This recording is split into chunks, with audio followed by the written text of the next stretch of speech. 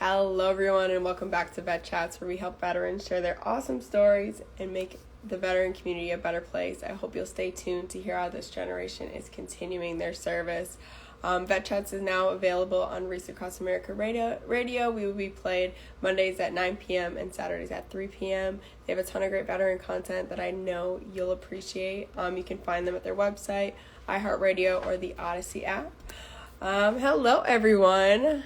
I haven't been on in a few weeks, so it's good to be back on the live. Tonight we have an awesome guest who we were going to have last week, but I'm glad we were able to be flexible and get him on this week. It is Josh White of Hero Front, and I see he just joined. Excuse me. I'm still fighting a little cough. It will go away. So, Josh, I'm going to invite you on here. Or you can request. What are you doing? I hope everyone had a great Thanksgiving.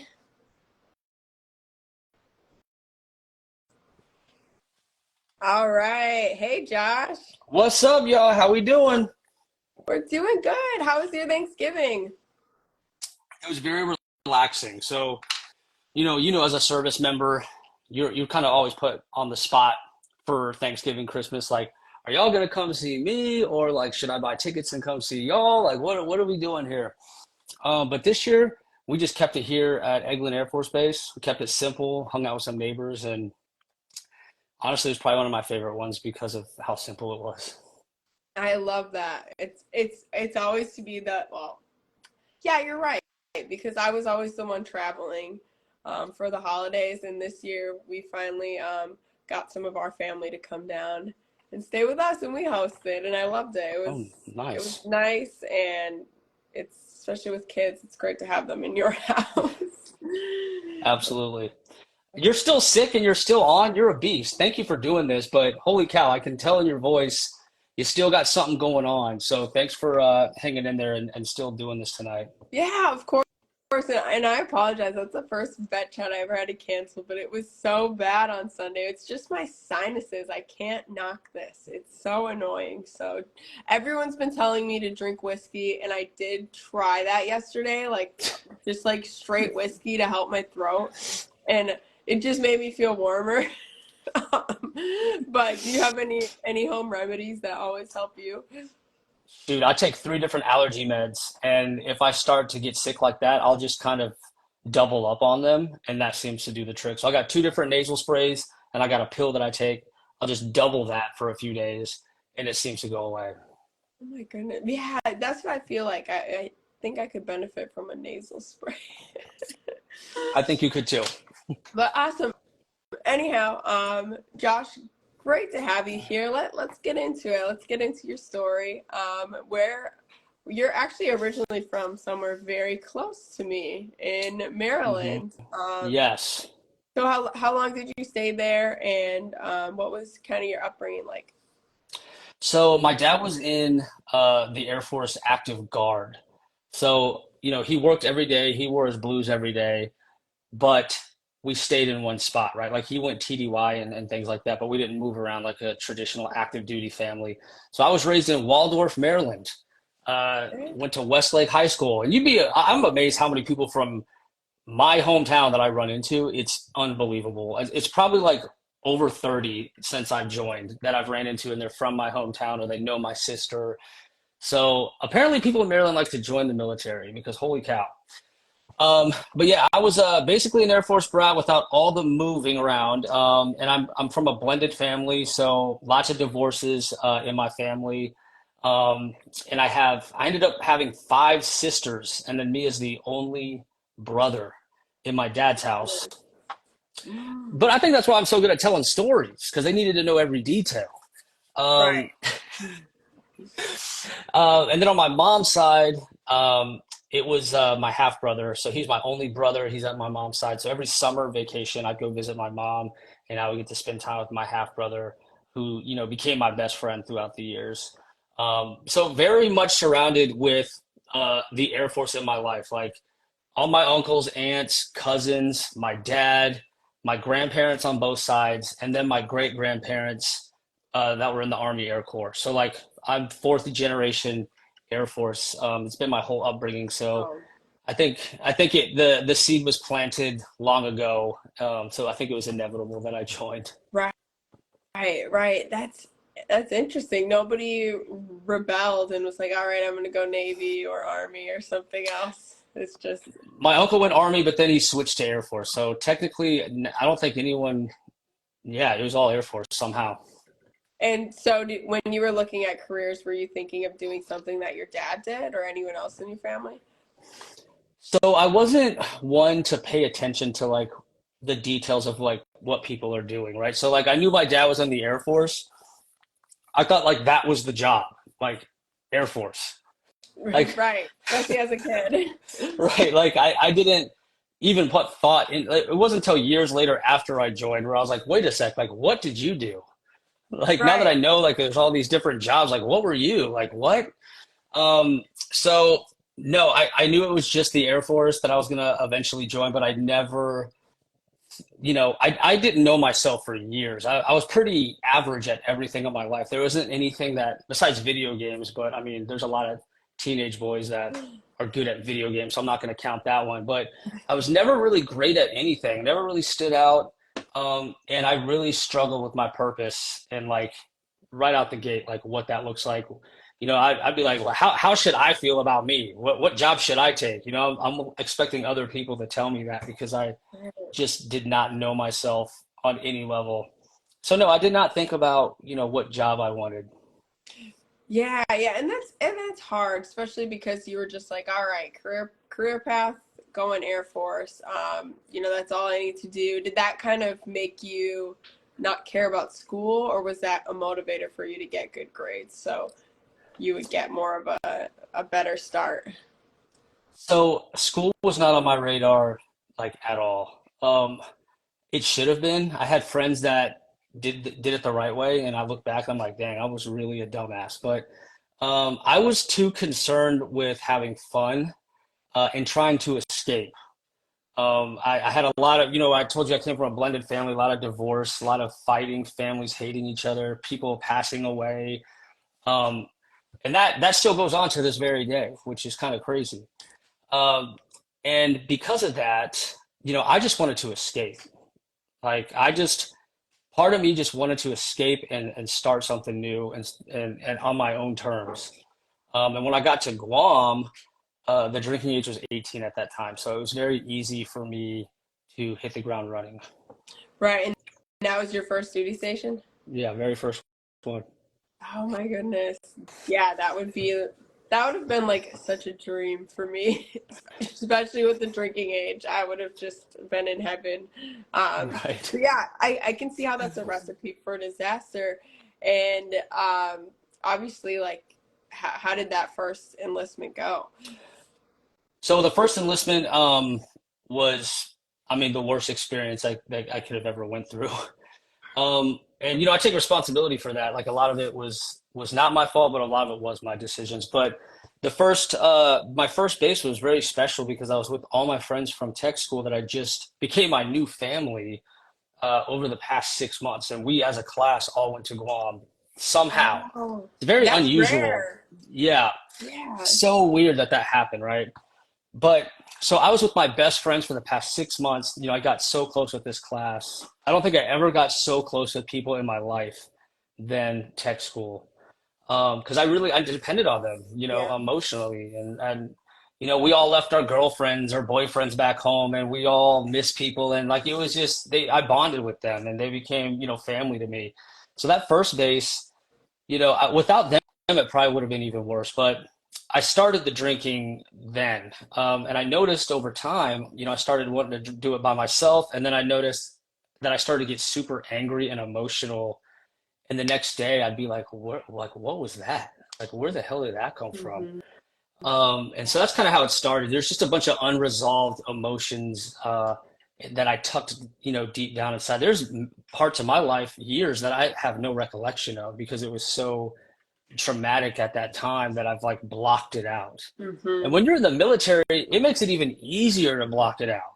Like that kind of comes with the territory. Like you just have to like put up with so much crap and random things that happen that you kind of get into the habit of like blocking things out Mhm. and hiding them deep down inside of you. And so it made it even easier for me to hide it. But when I drank, it started really coming out and it was like very odd. I wasn't sure like where this stuff was coming from. And then I went to Kadena as my second assignment, and that was just too much downtime. 12-hour shifts on the flight line. A lot of it was a lot of really hard work, Where's but that it's such a at? serious. It's in Okinawa, Japan. Okay. Yes, it's a great country. I mean, amazing place, a beautiful island, Japanese culture and the food and all that. But there was a time where I was on 12s at night for like a year, and most weekends too, during that year. And that's when I started like going down a really dark path. I still had friends, I was still going out, but again, I was just trying to escape. I was just trying to like get as drunk as I could and just forget, everything. Hmm. And over time, I started to kind of realize I was like really hurting myself, um, and that I didn't respect myself, and that I was just terrified that I wasn't going to live up to what my dad did or what anyone in my family did. I was going to be the failure, dumbass kid that they all thought.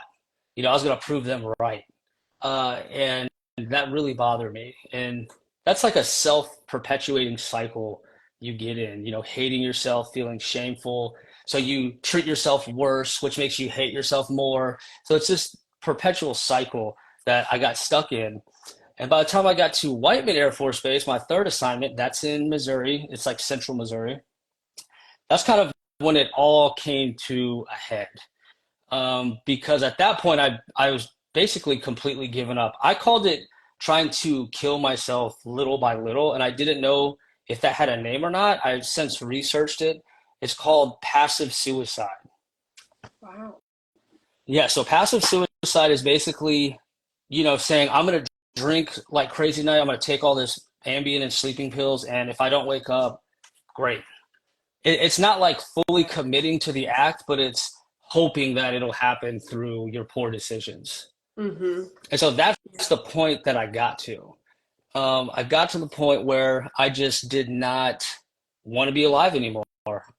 I didn't want to go through with some sort of, event hurting myself. Hmm. But at the same time, I was conflicted because I also hated myself and I didn't want to live anymore. And there was only so much I could drink to escape. And I ended up getting myocarditis from treating myself this way and being in that poor mental state.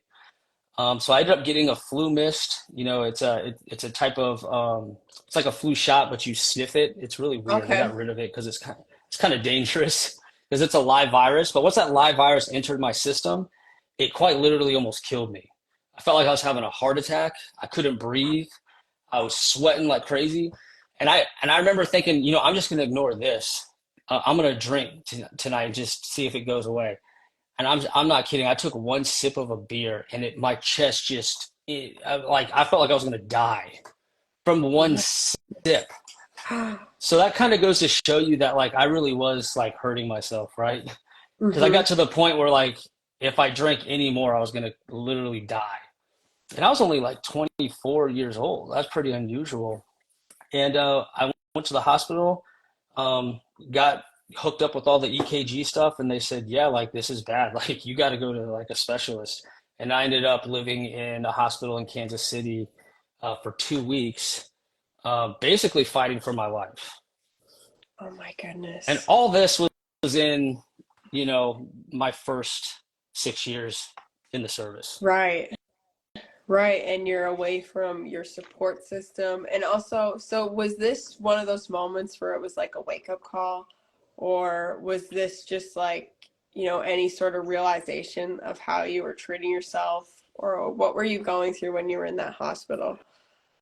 So being in the hospital actually was a really amazing thing for me because I was in a career field I hated. I had toxic leaders. Um, I just was not happy, right? So like to have all that pressure on me to do this and do that and to try to stay out of trouble, and it was just killing me.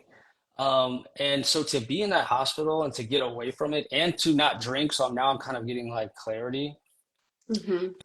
It helped a lot. But on top of that, my dad, who was a single father for me for a while, my mom didn't actually raise me. He's always kind of been like a hero in my eyes. Yeah. He got to come out and basically he slept like on those really uncomfortable couches that are like love chairs that are in every single hospital, and you Yes. damn near impossible to sleep in them. Yep. They are.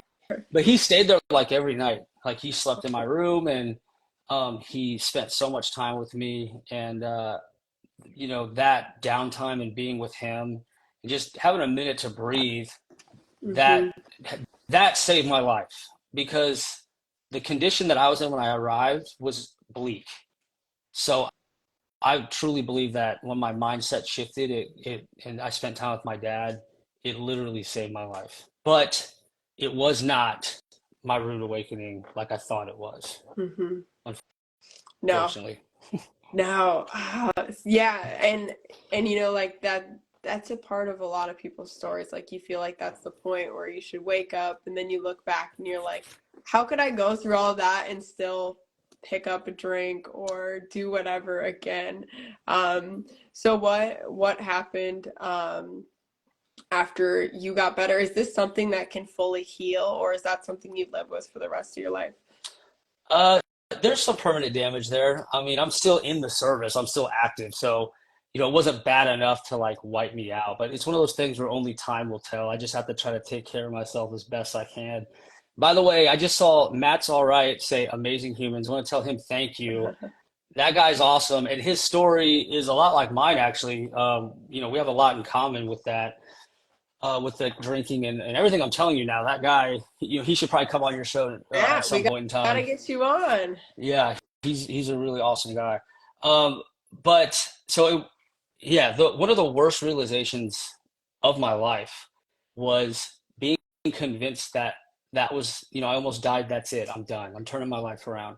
And then coming to find out that that's not the case was truly the moment I gave up. I mean, there's only so much you can tell. I'm not going to do this. I'm not going to do that. And you keep breaking your own promises to Hmm. yourself, and you just hate yourself more and more every time that happens. But I think like a few months went by, and I ended up getting, when I went back to work, I went right back into my life and my problems, and how did I deal with that? I drank, right? So one weekend I took it too far, and I woke up with puke all over me, like I was just vomiting in my sleep. Somehow I did not choke on it.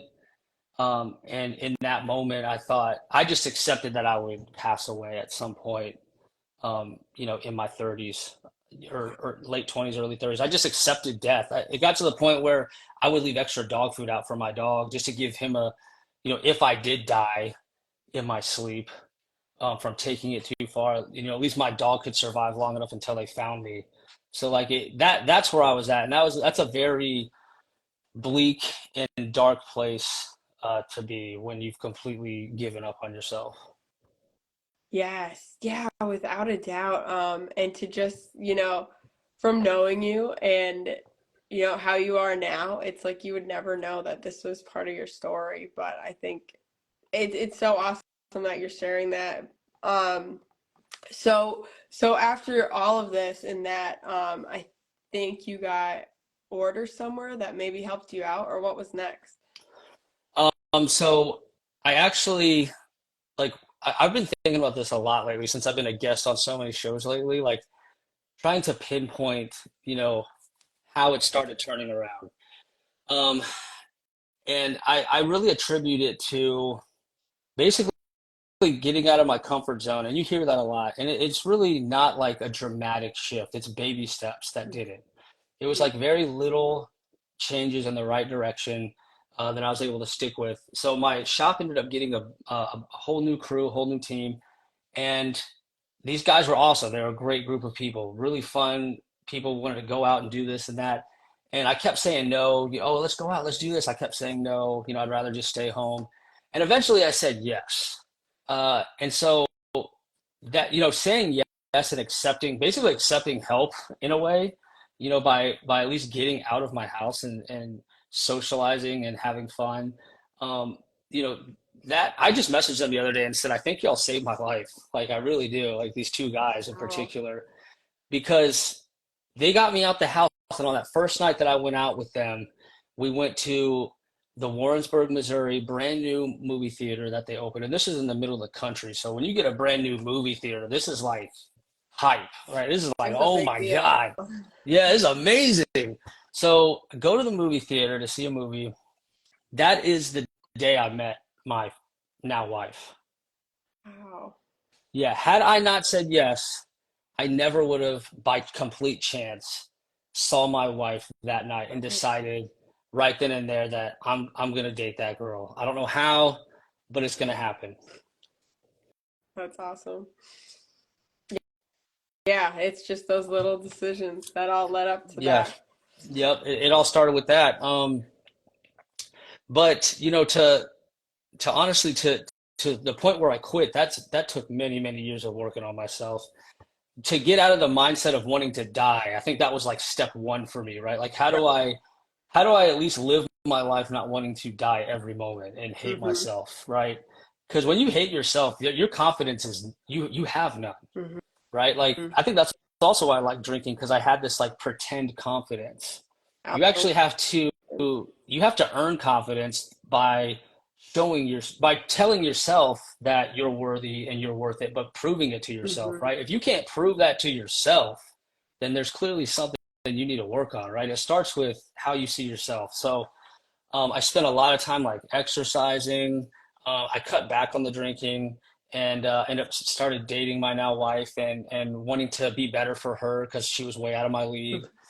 Um, and yeah, she between dating her and going out and having fun and socializing, it really started lifting my spirits. I never had antidepressants or anything. It was still too taboo at that time. I think at that time you would have been separated. So all those issues I was telling you about, I would have literally rather died than say something because of the culture at that time. Right. Like the shame, the embarrassment, getting kicked out, getting like the thought of that, I'd rather die than go down that path. So I'm Mm-hmm. very glad that, it's since changed, but that's why I never asked for help or anything. Which it almost killed me, not being able to Mm-hmm. ask for help. Yeah, you So, probably didn't even know that you could do that. right. I just knew don't do it. Mm-hmm. You bring it up to someone and they tell you don't do it. So you hear that enough times and you're like, well, obviously this is a bad thing that'll get me kicked out. Like I might as well try to figure this out on my own, Mm-hmm. which you can't figure it out on your own. If I didn't go out with although those people I didn't directly ask them for help. Um, I was helping myself by, being vulnerable and and taking a chance by spending time with these people and connecting with them. And, little by little, I started to feel like me again. I didn't stop drinking at that time, but I at least got to a point in my life where I was content and happy to be alive and kind of excited for the next chapter. Yes. Yeah, yeah, that's good. And I think that's great. A great thing to talk about is that it takes those baby steps. It's not one big moment or you just wake up one day and you're like, I'm going to change my life. It's really those small daily steps, those saying yes to the right things over and over again and having the right people in your life too, the right influences and letting them, letting yourself be around those people, like you said, going out with those friends, and having a love interest always helps, right? Right. That's Yeah. so motivating. Love is motivating. We can't It's lie. it's like a drug in and of itself. It's like a natural high It that is. Mother Nature has put in our brains to make sure that, we pick someone. But Right. yeah, I was on like cloud nine when, I first started dating her. Like I felt like I could do anything. So, that certainly helped. And that never would have happened had I not taken like that one step forward out the door. Right. But also, I mean, like when you're in love, you're in that first, you're like, I could be anyone for you. I can be sober, I can be the perfect boyfriend, I can be the charming one. But eventually that wears off. Like, did It you have does. that moment where you were like, I can't put up this front anymore? Or, like, Like she's gonna find out about who I really am. Like Yeah. I did anything like that. Well, of course she found out who are the skeletons in my closet, right? Like, although I was better, yes, she found out. She definitely found out. And we always stuck it out and we got through a lot, but mistakes were made, like 100%. Case in point, I was in Arizona, stationed at Luke. I had a really terrible couple of bosses that were just making everyone's life miserable, making us scared that we're going to lose our career. Just their leadership approach was fear, right? Mhm. And they loved it. And I didn't know how to handle that. Like in maintenance, you can at least cuss someone out or yell at them, literally. But in the medical group, because now I've retrained, I'm in a different career field. Um, I don't know what to say. Like I would get like locked up because I only knew one way to deal with people like that, and I couldn't do that in the medical culture, right? And so I got really, really fed up about that. And so my drinking, that combined with the fact that I broke my heel bone, which is a very serious injury from falling off a rope climb at CrossFit, because I thought I could do it and I tried to be cool and I fell and I broke my heel bone. See, the ego is a dangerous thing. Oh, I've heard So I that. was in a cast for 6 months. I was in a boot for 6 months, wheeling myself around on those little knee things, those little knee scooters and crutches, and oh my gosh. So I was getting real fat, and just miserable, very very lethargic. I got this boss. I got my broken foot. I'm woe is me, and I started drinking more, and more and more, and it got to the point where I was taking like days off to drink. And there's one particular day where I took a day off to drink. I'm playing video games. I think I was playing like Call of Duty or something. Ended up like blacking out, like basically coming to like right before my wife got off work. And I'm like, what the? Like she can't see me like this. Like because she knew I had a problem before. Like so in a panic, I just shove everything under the bathroom sink in our guest bathroom, like that we never use, right? Like unless a guest is there, they'll use it. So I put it in a spot that we never look at, we never use, and I'm trying to play it off when she gets home, but I'm obviously like something's wrong with me. Like I look disheveled. And what spot did she randomly open up for some reason? Of course, she for some reason Wow. opened up. Yes, I'm just like, you got it. But that's life. Like that's the shit. That's what happens. Mm-hmm. The things you avoid find you, right? And she opens this thing up and she just starts freaking out, right? Like rightfully so. Like all these empty bottles come out. And this is after like I'd made promise after promise that like I would fix it. Mm-hmm. And so like she almost left me for that. Like I'm not even gonna sugarcoat it. Yeah, she almost left me for that. So, it when you rely on something for so long, it is hard when something triggers you and you don't have the skills to get through that situation. Mm-hmm. And Right. and the and I think you should ask for help in those situations. I do now. I talk to a counselor now. If I'm ever feeling that type of way, I'll see a counselor. I'll once a week I'll make sure to ask someone with an unbiased opinion, a professional, Mm-hmm. to help give me those. What am I missing here? You know what I mean? Um, but at that time, unfortunately, I wasn't quite there yet emotionally, and I still was using the drinking as a crutch to deal with situations that I kind of felt powerless in. Right. Yeah. I mean, it's what you know, and that was your instant reaction. You're like, it's your way to find relief. And it's hard to change that, especially when you just don't know anything else at that time. So that's awesome. I like how you talk about going to counseling. Um, and so, kind of fast forward to where you are now, it's so different on all these steps that have built up to how you've like Hmm. reclaimed and really became like the best version of yourself. How did you decide to besides your job, start doing Hero Front and other stuff outside of that? So yeah, if you would have told me like back when I had that heart virus, like around that time, you know, just to hold like a serious conversation with someone, I would be stuttering. I'd have shortness of breath. Like I straight up couldn't even talk to people. Like I I would not even believe you at all if you told me I would have like, I'm basically the leading the way for active duty members in podcasting. I have a podcast award and I'm talking to generals and I Yeah. would have said that that is literally not possible. Not possible. And that's why I shared the story, right? Because I don't want anyone to ever see me and see like just the accolades, Right. the surface level, and then be like, that's not me, so I'm not going to be successful. Hmm. um, because I have all these issues. And that's why I tell the story because I felt like that. I felt like I was the only one who had those issues because no one else was talking about it. Everyone else seemed to be doing great. Hmm. So, it made me feel like I'm the problem. So I make it a point to share all those issues. But I do want to mention the story on, the day I stopped drinking because it is something I did not see coming. And it was about 5 years ago now.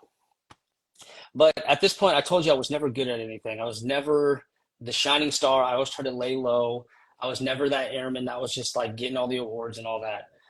Well, little by little, when I got back to Whiteman, I picked it again after Arizona because I wanted to redo it. I wanted to go back and do it better and do it right. Hmm. And so I went back a second time. I'm married now. I'm in a much better place. And I decided that like I'm going to go to the next level. Like I'm ready to get out of my comfort zone for once. And it all started with just saying yes to organizing a commander's call, which is a nightmare. I don't recommend it, but um, begrudgingly I said, sure, okay, I'll do it. And it was tough. There's a lot of moving parts. There's a script. Like I never did that. Like a script. There's a movie I have to play.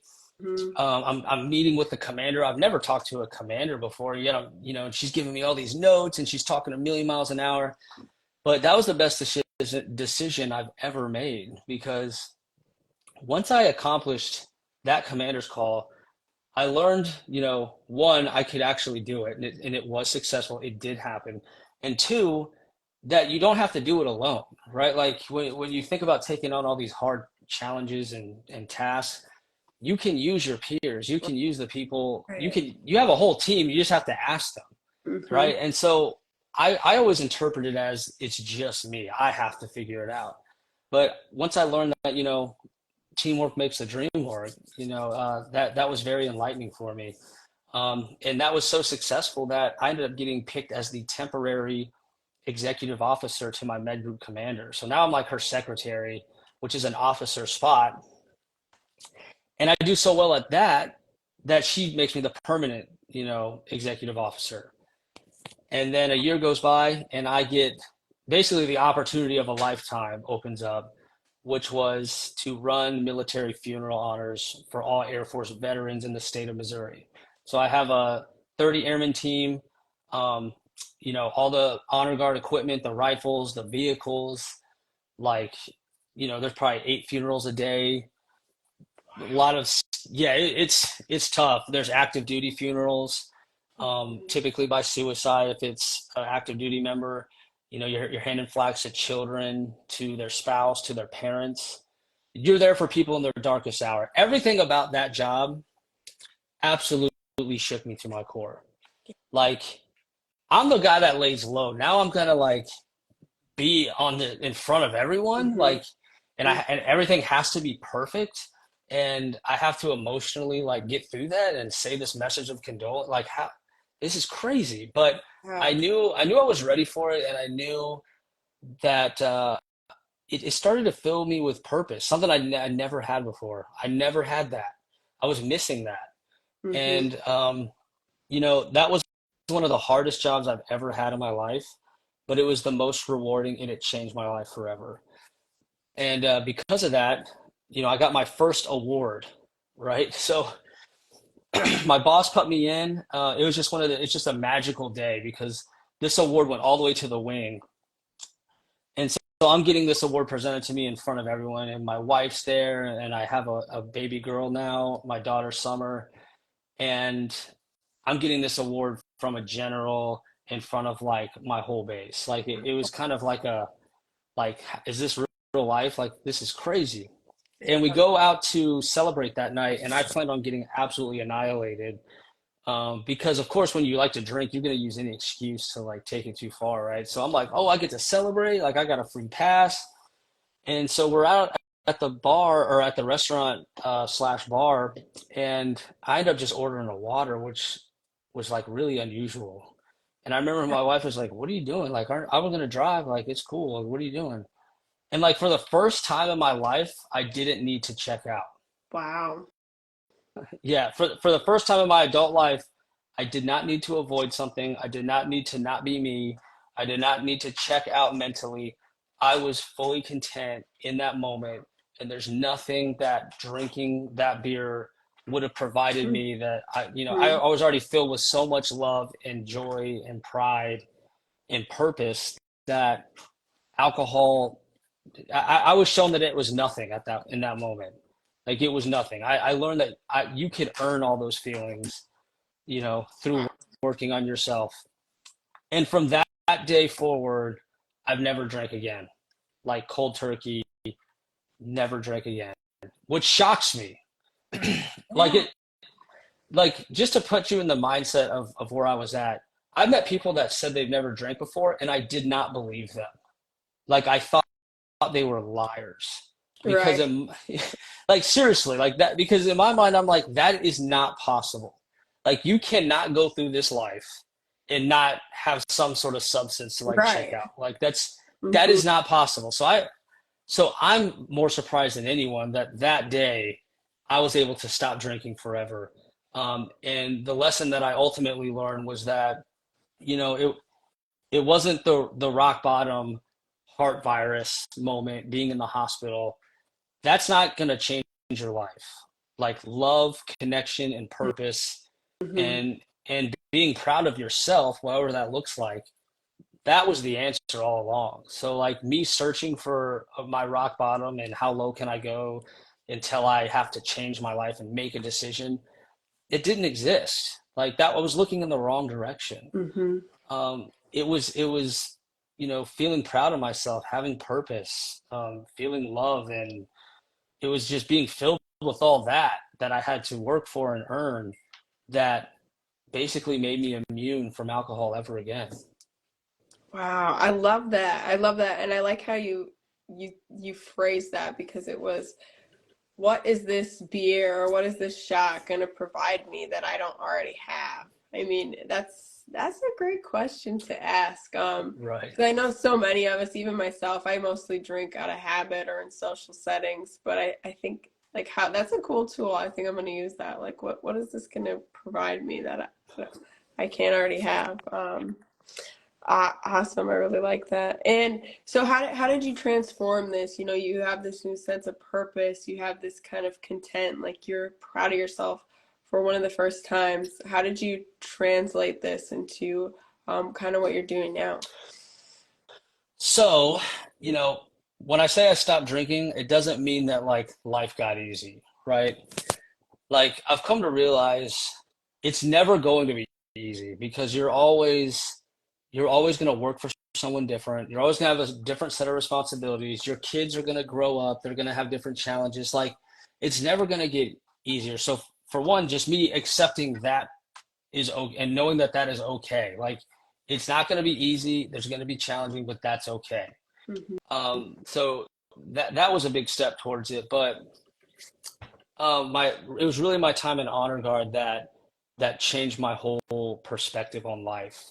Just being around all those families in their darkest hour, and essentially when I was holding the flag at attention, going to present it to this family.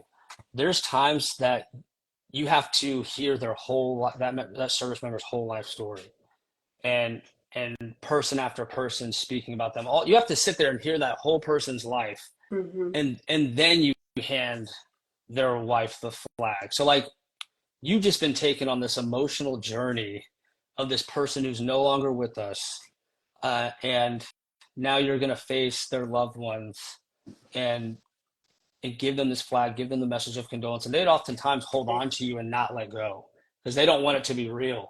They they'll hold on and latch on to you.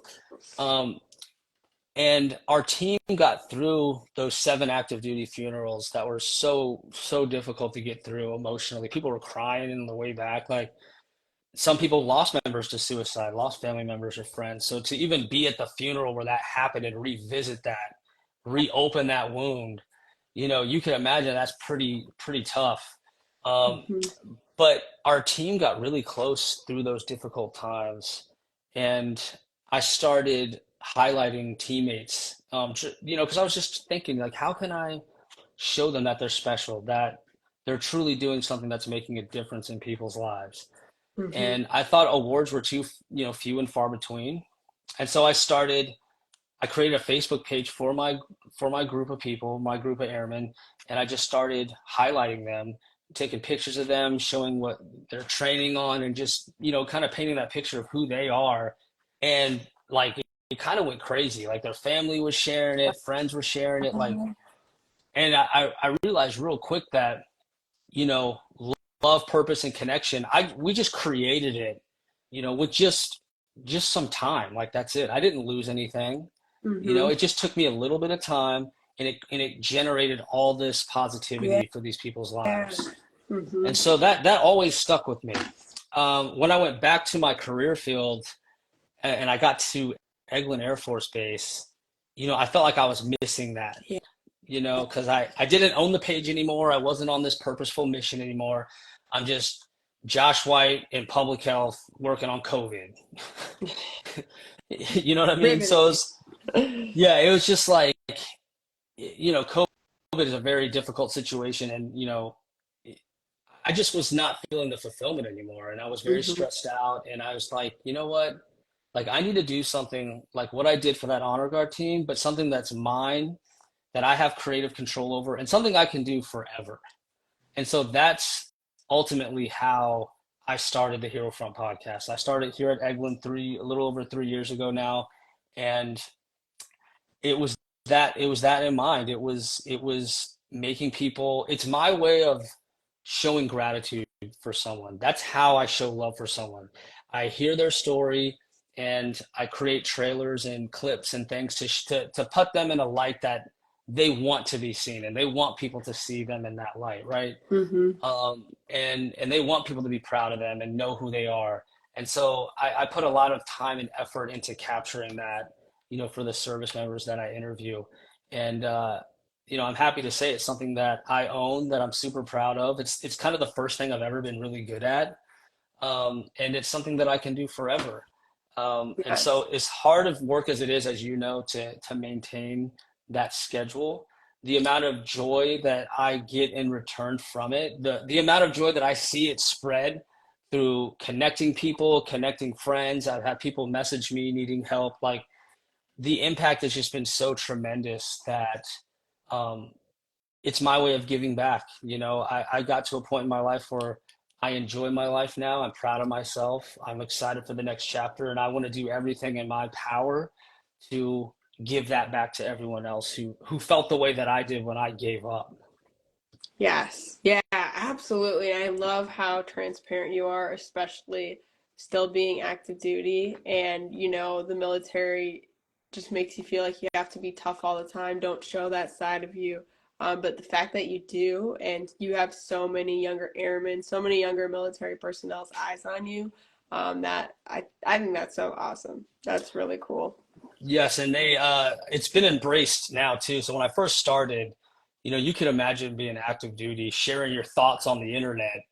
Um, it it was not welcomed with open arms by everybody, right? Right. I had I had PA, like the base PA calling me, um, asking like, did I ask for clearance? How am I doing this? Who owns it? Right. It Like was new just drill territory. it. Yeah, it's just drilling me with questions. And then I had a supervisor who was an officer who was like, you do this, like your career's over. Like, Wow. yeah. So like I had a choice to make, Hmm. um, am I going to do what I know is right in my heart, or am I going to not do that? It just didn't feel right to not do it when I knew I've seen it work. I've seen the connection that it brought. And to me, it was more worth it to provide that service which I know is the right thing to do, and to take that career hit if it Mhm. meant that it helps people and that the airmen behind me are going to have the freedom to basically do what I'm doing after I retire, right? Like Yeah. the floodgates have been open. So it started off really difficult, and I've had multiple markdowns on my first two EPRs after I started Hero Front to where I can't promote ever again, and I'm Wow. okay with that. I'm at peace with that.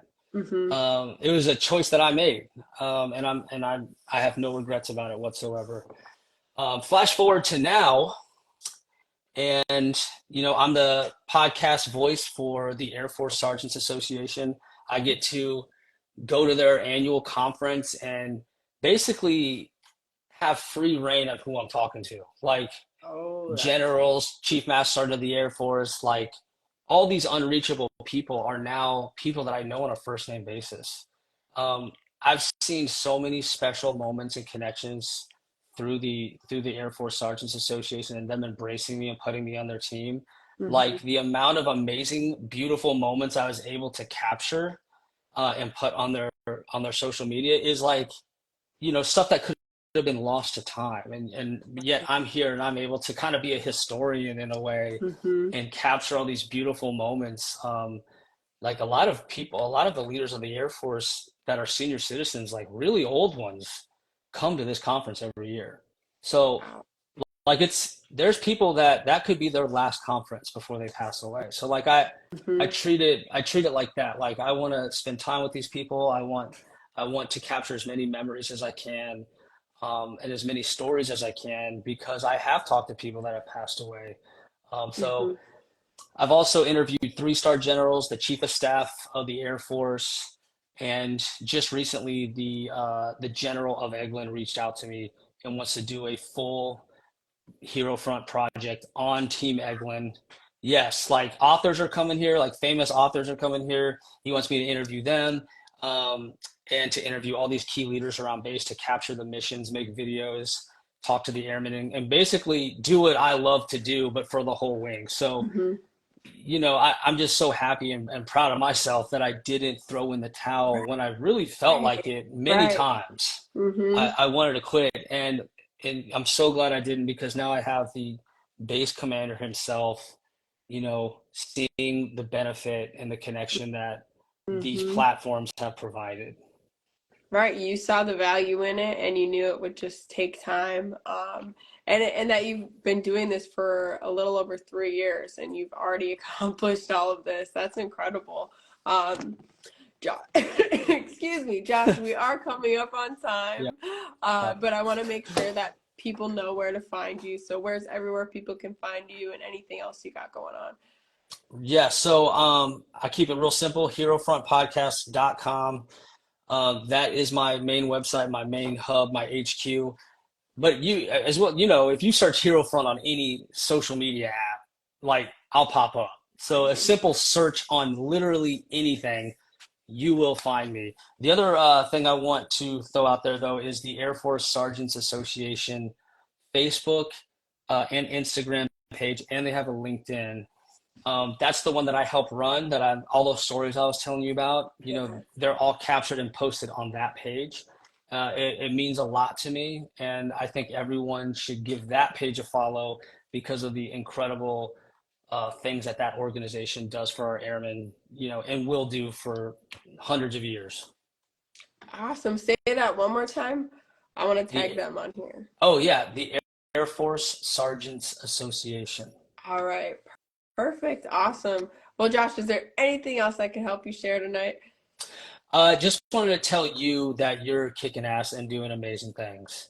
Um, You. like, I feel like we started around. How long have you been doing this? Yeah, around the same time as you. Yes, around the same time. So like, I found you early on, and we started this together. Yeah. Around the same time, and I've just seen you just explode in with your reach and the lives that you've been touching, the amazing conversations you've had, and you really care, like you really want to help people, and that's why you're successful, because it's coming from a place of love. So I just want to tell you thank you for everything that you're doing for us veterans. We need more people like you, So wanted to give you that shout out. Well, thank you. I did not expect that at all. And I really appreciate it. And yeah, it's I felt you when you said like you wanted to throw in the towel because we didn't see like how this was gonna come up. I'm so glad that we keep going and we keep doing this. So it's Definitely. really awesome. I want to thank everyone for joining the live. We appreciated your comments. Everyone who stopped in to say hi. If you're catching the replay, please, follow Josh. Check out his page if you don't already at Hero Front. And thank you. I hope you all have a great week. Thanks, y'all. All right. Bye. See ya.